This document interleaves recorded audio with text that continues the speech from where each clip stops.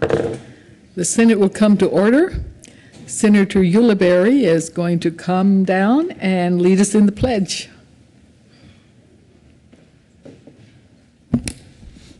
Thank you, Madam President. Good morning, members. Please rise and join us in the Pledge of Allegiance. I pledge allegiance to the flag of the United States of America and to the republic for which it stands, one nation, indivisible, with liberty and justice for all.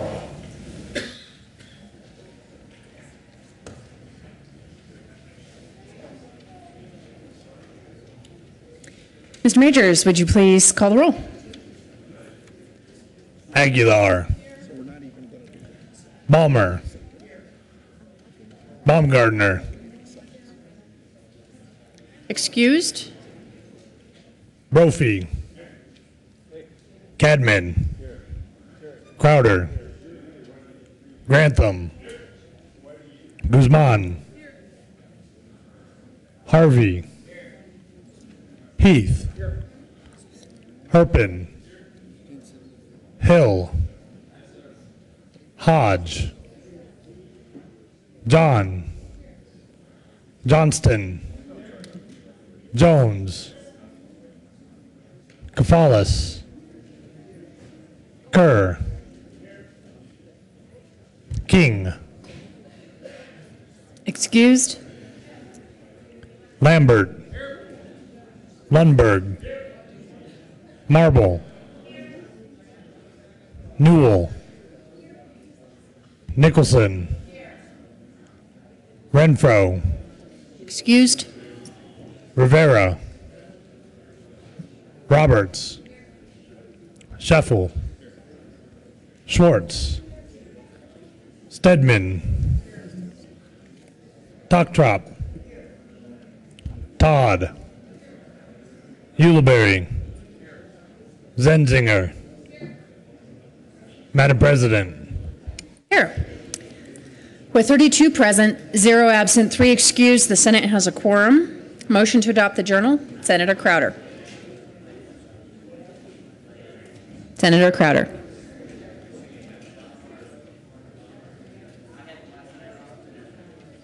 Thank you, Madam President. I move that the reading of the journal of February 27th be dispensed with and the journal be approved as corrected by the Secretary. Thank you. You've heard the motion. All in favor say aye. Opposed, no. Ayes have it. The motion is adopted. Committee reports. February 27, 2014, Madam President, the Committee on Education decided in consideration as at a hearing on the following appointment and recommends the appointment be confirmed. Member of the Colorado Commission on Higher Education for a term expiring July 1st, 2015, John L. Anderson of Durango, Colorado, to serve as a member west of the Continental Divide, a representative of the 3rd Congressional District, and as a Republican, and occasioned by the resignation of Kevin Lamar Raymer of Grand Junction, Colorado, appointed.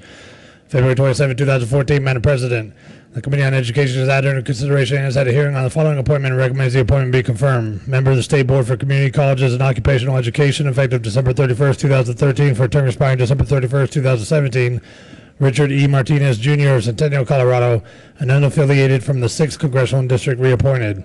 February 27, 2014, Committee on Education, after consideration of the Marriage Committee, recommends the following Senate Bill 124 be amended as follows and as so amended before the Committee on Appropriations with favorable recommendation.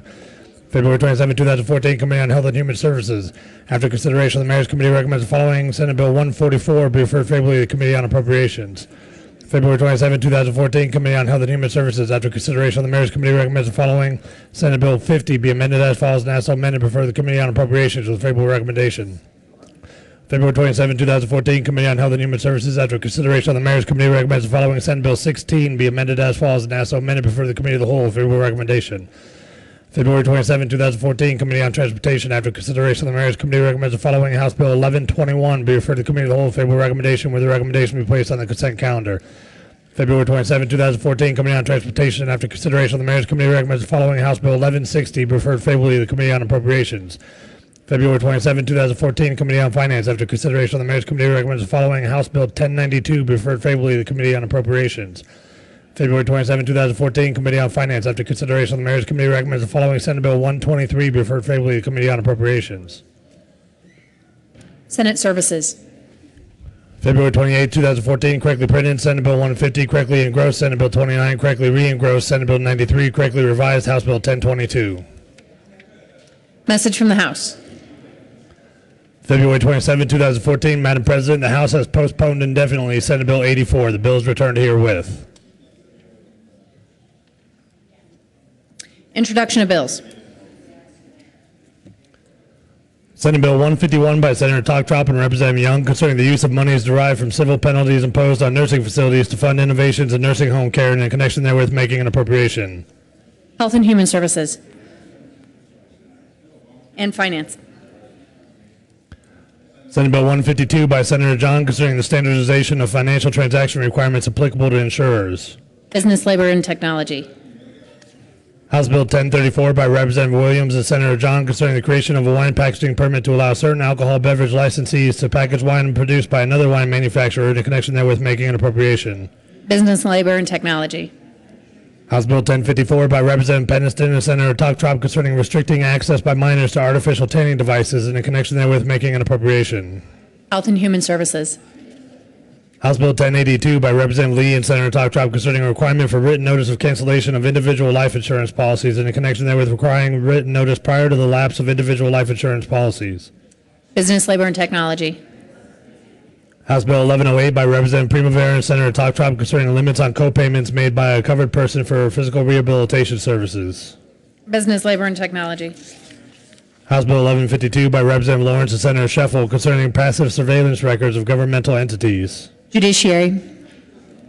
House Bill 1188 by Representative Ryden and Senator Togtrop concerning revenue generated from the outdoor advertising program administered by the Department of Transportation. Transportation. House Bill 1191 by Representative Conte and Senator King concerning the creation of an emergency alert program to notify the public after a serious hit-and-run accident. Judiciary. House Bill 1193 by Representative Salazar and Senator Cafalas concerning requirements governing the imposition of a fee for the research and retrieval of public records under the Colorado Open Records Act. State Veterans and Military Affairs. House Bill 1210 by Representative Giroux and Senator Roberts concerning a requirement that a state agency enter into an intergovernmental agreement with the county to address wildland fires affecting certain state lands located within the county. Local Government. House Bill 1228 by Representatives Penston and Zabel and Senators Togtrop and King concerning the repeal of certain requirements for defensive driving schools attended in accordance with the court order resulting from a violation of law regulating the operation of a motor vehicle. Transportation. House Bill 1254 by Representative Labuda and Senator Balmer concerning requirement to disclose fees charged to a unit owners association by a community association manager. Local Government. Members, we have a special guest with us this morning as a guest of Senator Harvey. Please help us welcome Representative Jeff Shoemaker this morning. Where is he?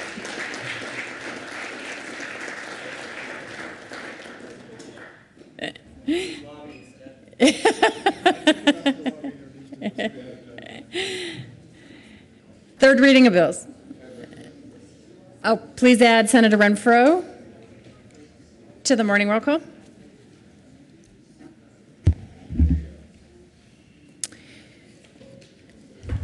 Mr. Majors, would you please read the title to House Bill 1241? House Bill 1241 by Representative Duran and Senator Stedman concerning a supplemental appropriation to the Department of Local Affairs. Senator Stedman. Thank you, Madam President, and good morning, members.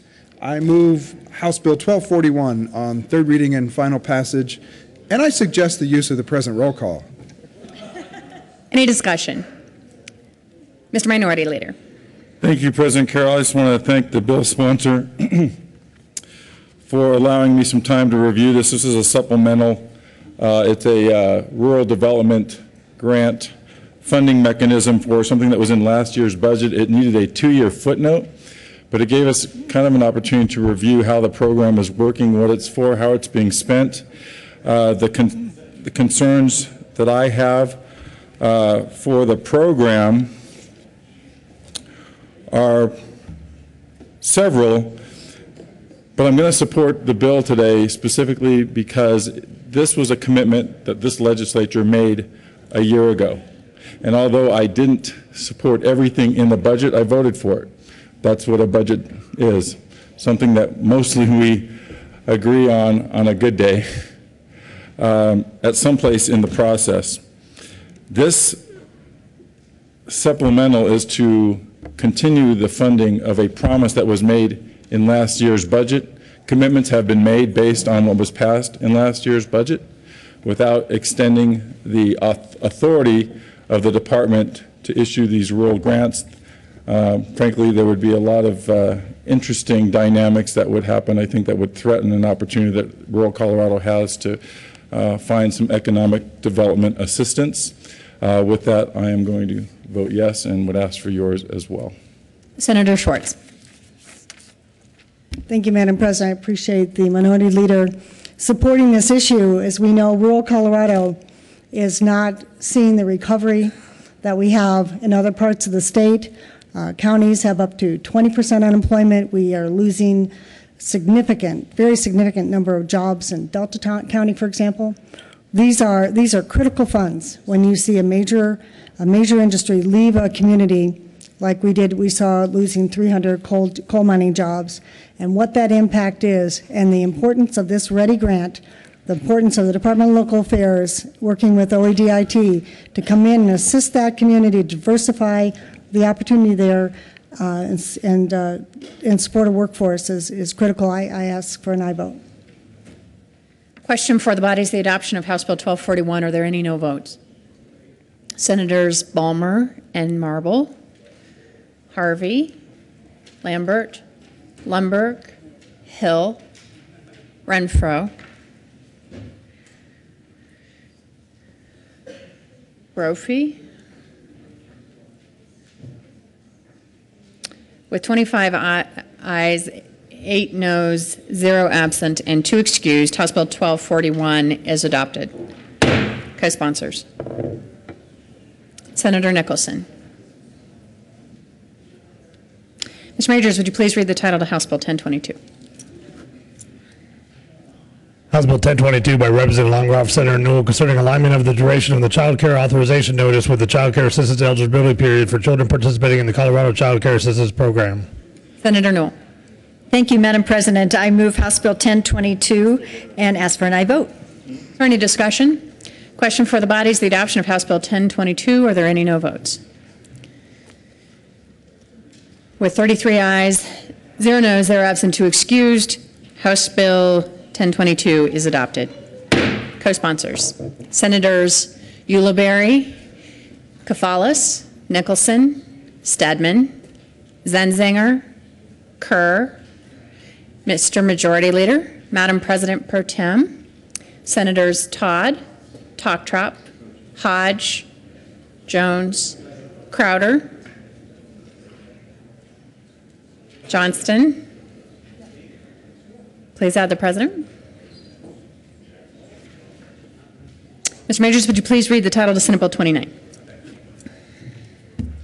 Senate Bill 29 by Senator Newell and Representative Fisher concerning the establishment of a paint stewardship program for the environmentally sound disposal of post-consumer architectural paint and in connection therewith making an appropriation.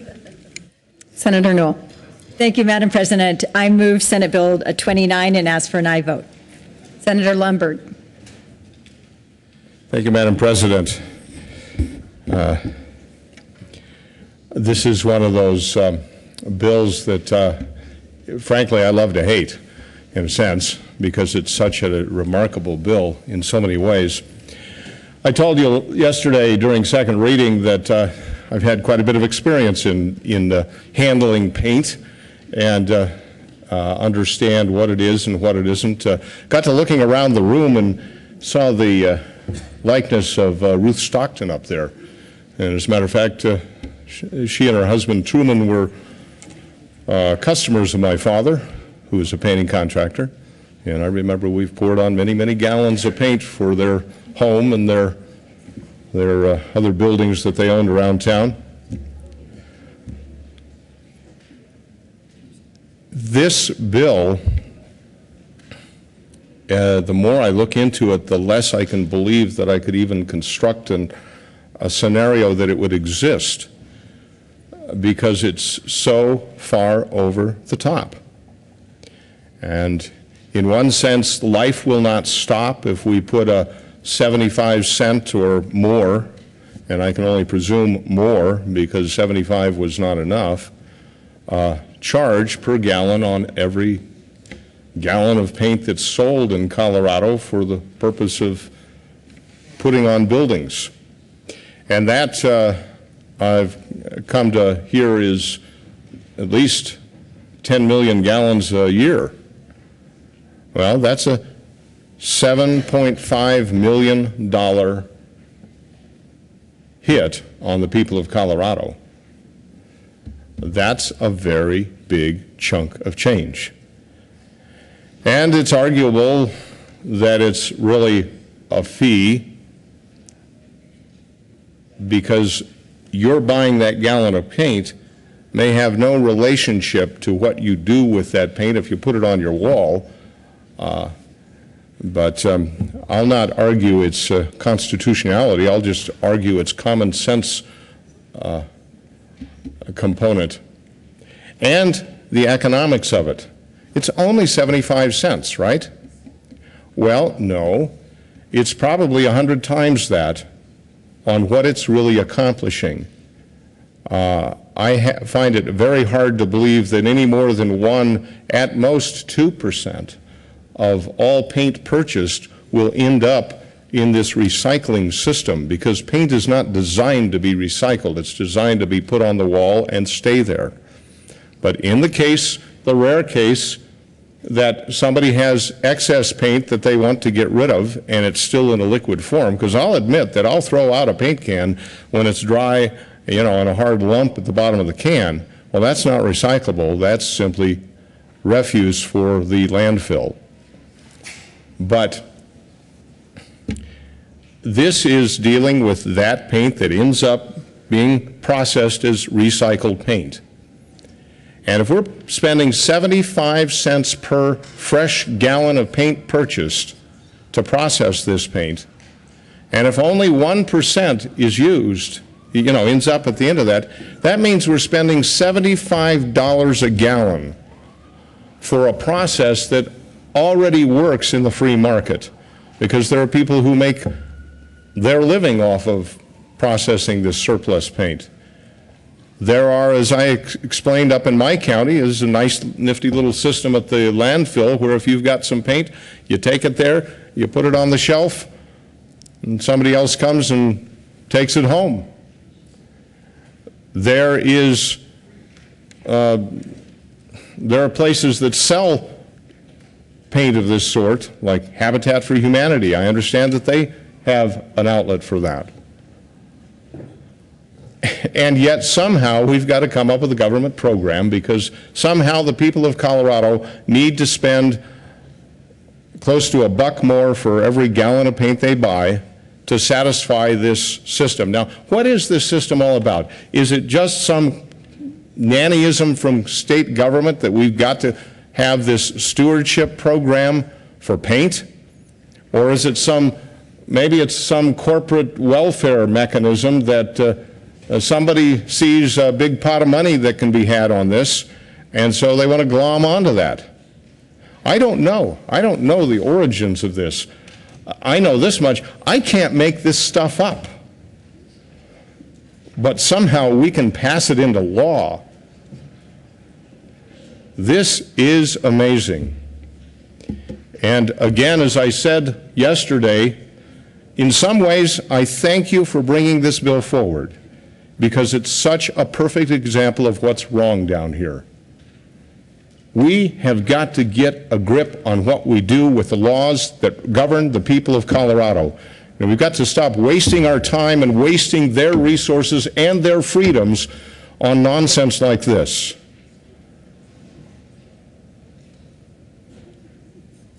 Now, I stand before you today because the vote isn't cast yet, and it won't take much.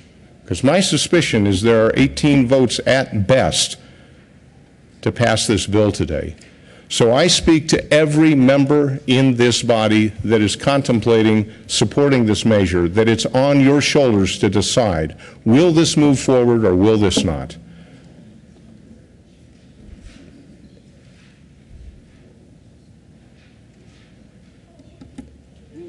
Kill it, and we've saved the people of Colorado one more expensive nuisance. Let it move forward, and you've proven to many people how ridiculous the system, the process, the stripping of the liberties of the people of Colorado has actually become. It's your choice. Vote no. Senator Marble, you look like you might be first. Thank you, Madam President. One question again. I asked it twice yesterday, never did get an answer, but I would like to know and ask the bill sponsor, what constitutes participation in the paint stewardship program? What is the definition?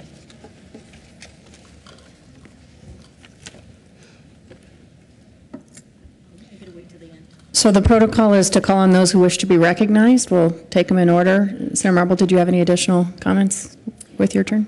Not at this time. I would just like to know what the definition of that is. So if we don't have it today, is this something that would be sent to the Department of Regulatory Agencies, or this is through the Health Department, Department of Health, for them to interpret? This is something that is bothersome to me. It's one of those unwritten policies that we need to define so that the consumer and the business owners know exactly what is coming at them. Senator Rivera.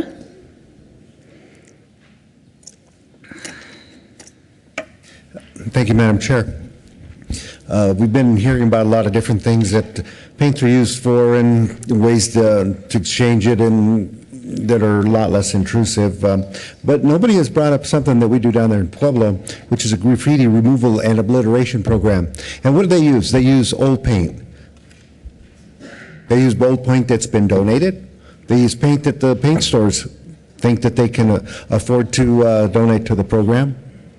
Well, if all of a sudden we don't have any paint to donate because it's all ends up in this program, suddenly now a blight that we see constantly, every day, on our bridges and on our homes and our businesses, it's just going to be that much more prevalent because we won't have that paint that's normally thrown away, or that would be thrown away or now will be recycled, that's put to a good use, a very good use. And we know how bad the graffiti is throughout this state. So I would ask for a no vote. Senator Herpin. Thank you, Madam President. First, I wanted to point out that El Paso County runs a free household hazardous waste disposal program, open 5 days a week and one Saturday a month, where people can bring things like paint, household chemicals, computers, and have them recycled for free. But more importantly, I'm concerned about the impact this is going to have on businesses. Somebody has got to collect the fee per gallon, and I suspect it's the paint seller, the Ace Hardwares, the small mom and pop, the Sherman-Williams, the big stores, Lowe's and Home Depot. What kind of a burden are we placing on businesses when we're supposed to be a business-friendly state trying to attract and encourage businesses that now, in addition to sales tax and other things they have to collect and report, we're going to make up a new requirement that they must collect this fee and remit it to the state. That doesn't sound very business-friendly to me. I ask for a no vote. Thank you. Senator Balmer. Thank you, Madam President. Members, look at this as a paint by the numbers.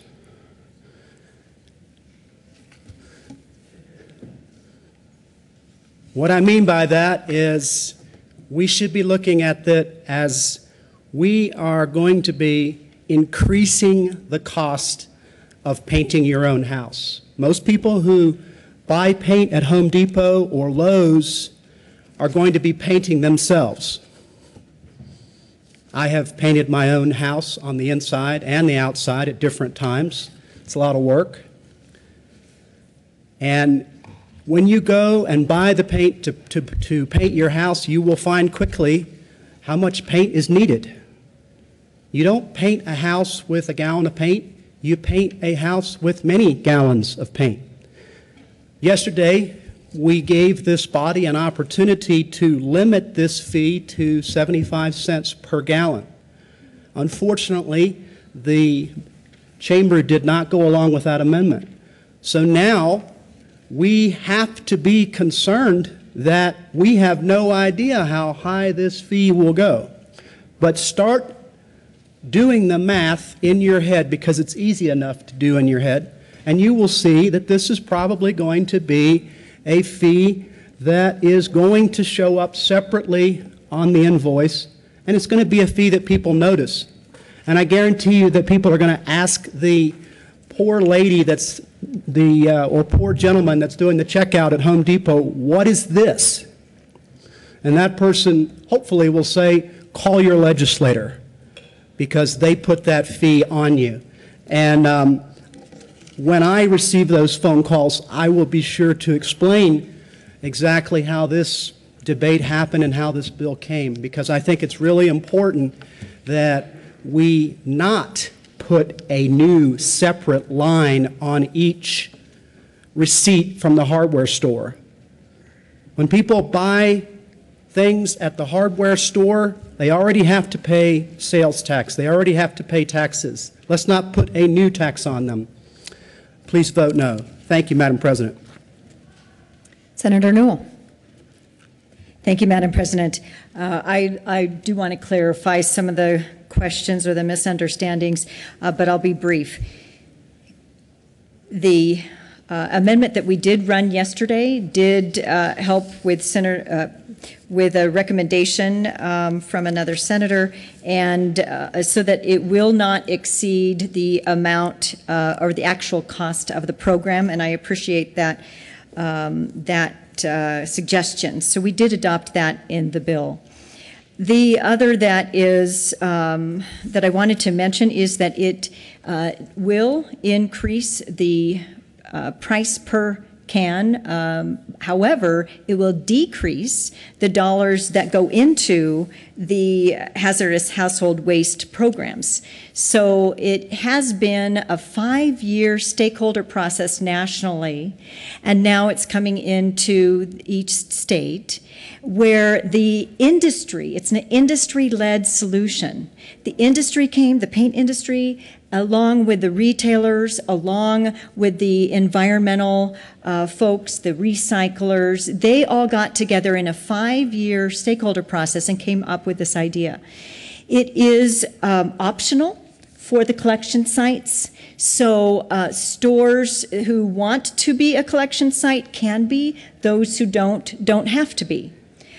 The program for the rurals that will be the collection events, those are also optional in those areas, whoever wants to participate or not. So it will be taking some of the load off of the hazardous household waste programs, and today actually the post-consumer paint is often the #1 product by volume and cost coming into those programs. And that is why Colorado Municipal League and Colorado Counties, Inc. are both in favor of it. The Retailers Council, we've gotten actually no opposition in testimony, and I ask for an aye vote. Senator Renfro. Thank you, Madam President. This is great that it's going to be optional to be a recycling center to take these in, that they have that choice, you know, if they want to do that. It's a shame that we're not giving the consumer the option to pay the fee, to pay the tax. How much paint is truly left over out of a project when you go buy paint? You know, when I do construction, I've built several homes. You try to not have, try to have a half gallon left over to leave with the buyer so that they will know what product was used. At least that's my goal when I've done things in the past, not to have gallons and gallons left over that you have to do something with or store on your shelf in your garage or have them stored. You want to have just a little bit, and then you give them the list of what paints you used. This is not the way to do a recycling program. If you have not been to a Habitat facility and their recycling, their construction facilities that they have, then you shouldn't vote on this bill until you go. That's how good of a program they have in what they're doing. I've taken gallons of paint to them that we've had left over when we did have more than one, when we chose a different color than what we bought and had some. And that process works great. I think that's the place it should be. The other way this should have been set up would have been, if you really want to charge a fee, when you drop it off to recycle, you pay the fee. But that would be too much common sense again, wouldn't it? Someone that's wanting to recycle and have them put the money in right then. Instead, we want to tax everybody that buys a gallon of paint, even if the paint's used. You're going to force them to have a fee to paint our walls in here for paint that's going to be on these walls for another 100 years. There's no option that you're giving the consumer in this. This is a bad bill. This is a taking of money from people that we don't have to. Vote no on this bill. Senator Lundberg. Thank you, Madam President. I come down for a second time because I heard some things that I believe need to be rebutted or reinforced. First, let's talk about what we just heard, the option. It's just optional. No, it's not optional, but I think there's a pretty good idea that was brought forward. How about if we make it optional to pay for the recycling when you return it? And just kind of a quick math, as I've done a little bit earlier, that means if we just put a little fee of, $50 to $100 per gallon, that ought to handle it. Think about that. That's what we're spending on this program.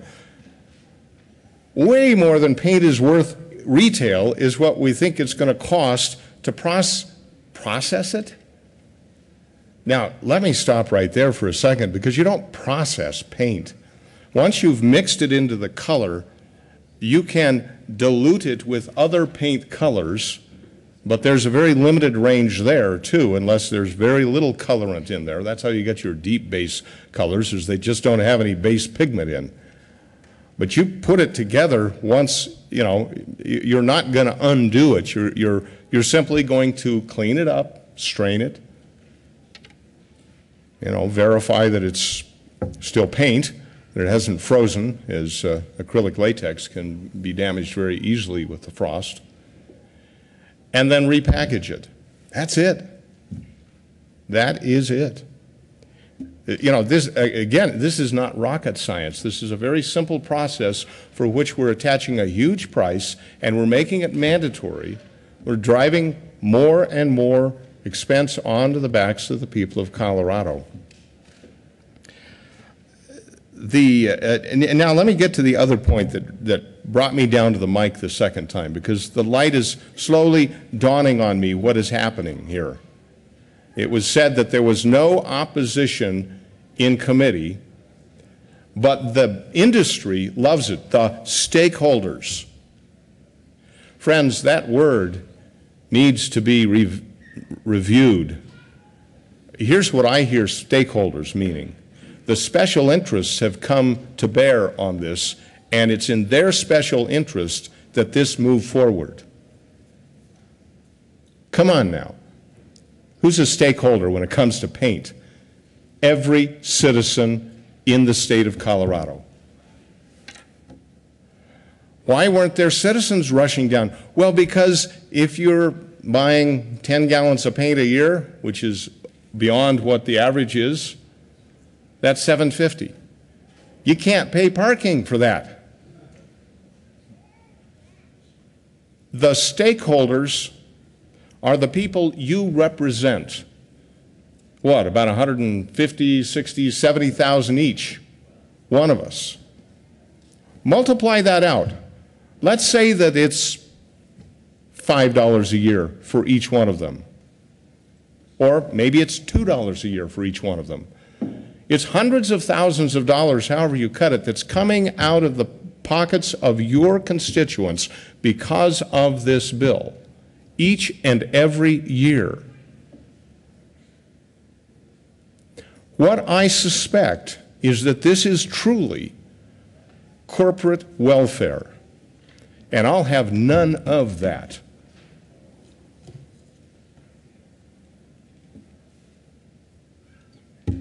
I'm here for the constituents of Senate District 15 up in Larimer County.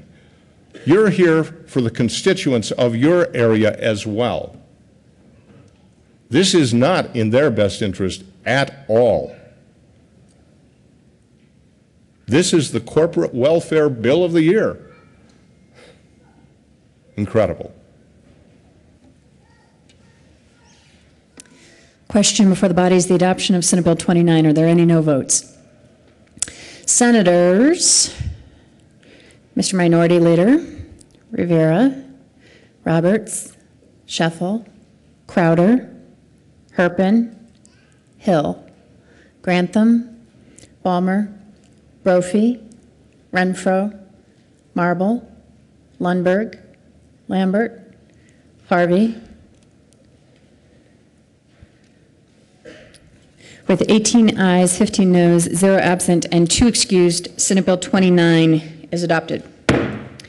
General orders, second reading of bills, consent. See co-sponsors.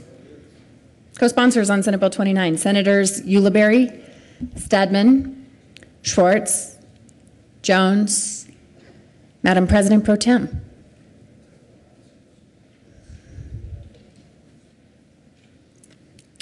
General order, second reading of bills, consent calendar.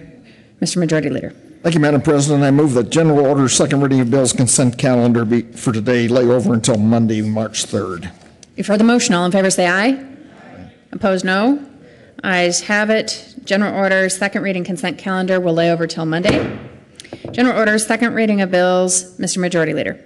Thank you, Madam President. I move that the general order, second reading of bills, consent calendar for today lay over until Monday, March 3rd. Heard the motion. All in favor say aye. Aye. Opposed, no. The general order, second reading of bills calendar will lay over until Monday.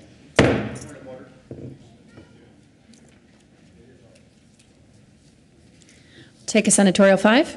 Consent calendar twice.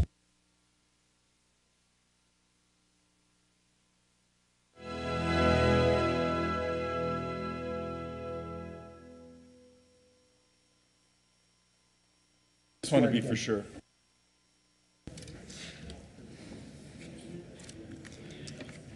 Mr. Majority Leader. Thank you, Madam President. I think I misspoke. Let me try again. I move that the general order, second reading of bills calendar for today lay over until Monday, March 3rd. For the motion, all in favor say aye. Aye. Opposed, no. Ayes have it. General order, second reading of bills calendar will lay over yet again until Monday. Governor's appointments. Mr. Majority Leader. Thank you, Madam President. And I will just again remind everyone that we have placed these appointments on consent calendar when they came out of committee unanimously, and that is the case today. Mr. Majors, would you please read the appointments? Member of the Colorado Lottery Commission for a term expiring July 1st, 2017, the Honorable Charles Dennis Mays of Pueblo, Colorado, an attorney admitted to the practice of law in Colorado for not less than 5 years, appointed. Member of the Colorado Limited Gaming Control Commission for a term expiring July 1st, 2017, Sheriff Douglas N. Darr of Thornton, Colorado, serves as a member from the 7th Congressional District and a representative of law enforcement, and as a Democrat, reappointed. Mr. Majority Leader. Thank you, Madam President. I move for the confirmation of all the appointments on the consent calendar, including a member of the Colorado Lottery Commission and a member of the Colorado Limited Gaming Control Commission. Any discussion on any of the appointments? Seeing none, the question is the confirmation of the appointments. Are there any no votes on any of the appointments? With 33 ayes, 0 noes, 0 absent, 2 excused, the Honorable Charles Dennis Mice is confirmed to the Colorado Lottery Commission. With 33 ayes, 0 noes, 0 absent, and 2 excused, Sheriff Douglas Dar is confirmed to the Colorado Limited Gaming Control Commission.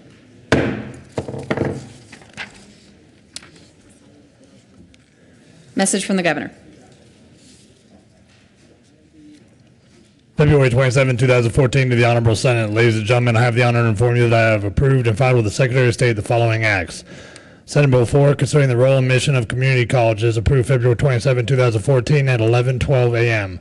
Senate Bill 19, concerning the state income tax filing status of 2 taxpayers who may legally file a joint federal income tax return, approved February 27, 2014 at 10:58 a.m. Senate Bill 25, concerning grants for domestic wastewater treatment works for small communities, approved February 27, 2014 at 10:54 a.m. Senate Bill 67, concerning aligning certain state medical assistance programs eligibility laws with the Federal Patient Protection and Affordable Care Act, approved February 27, 2014 at 11:06 a.m. Sincerely, John W. Hickenlooper, Governor. Announcements. Thank you, Madam President. Let me just review again next week. We announced it earlier. Because of caucuses the night of March 4th, we will not have any committee meetings Tuesday afternoon, March 4th, so we'll have the normal Tuesday morning. And once that is over, everybody can head out. And as a result of that, we're not going to convene Wednesday, March 5th until 10 a.m. So just make sure you all take that into consideration when you're planning your calendars for next week. And with that, Madam President, I move the Senate. Excuse me, did you have a? Yes, I did, just one. Okay. Senator Teptrap. Thank you, and thank you, Madam President, and Mr. Majority Leader. I just wanted to make a mention that I was looking at the paper while everybody was debating a bill, but nevertheless, it says here this day in history, in 1861, the territory of Colorado was organized. So happy birthday, Colorado. Territory of Colorado. Very nice. Mr. Majority Leader. Thank you, Senator. Again, I will, Senator Crowder, did you have something?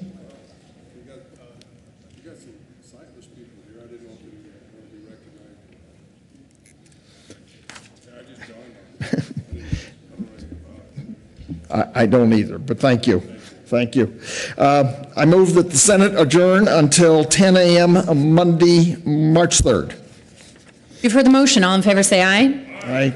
Opposed, no. Ayes have it. The Senate will adjourn until 10 a.m. Monday, March 3rd.